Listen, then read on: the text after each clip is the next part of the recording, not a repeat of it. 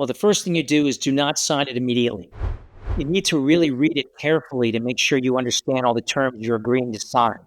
And that really actually goes for anything you sign, but particularly with respect to non-competes, it's really important that you read the language. And in some instances, that you consult with a lawyer. So here are three things you need to look for.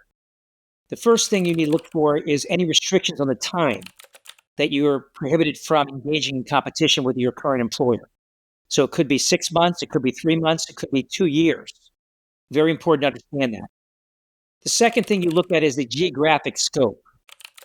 Some non-competes may have a 5-mile radius from where you work. Some may have multiple states.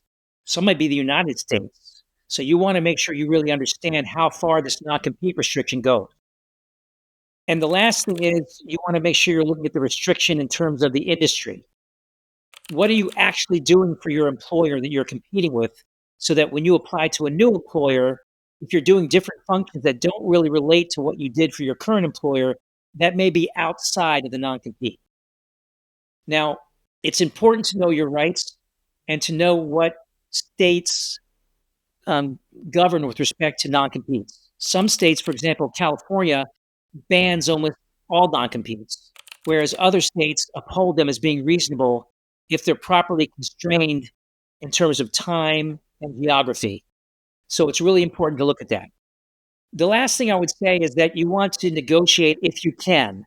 Some employers give these things out at the beginning of the employment relationship, and you're taking a risk if you negotiate because they may say, no, take it or leave it.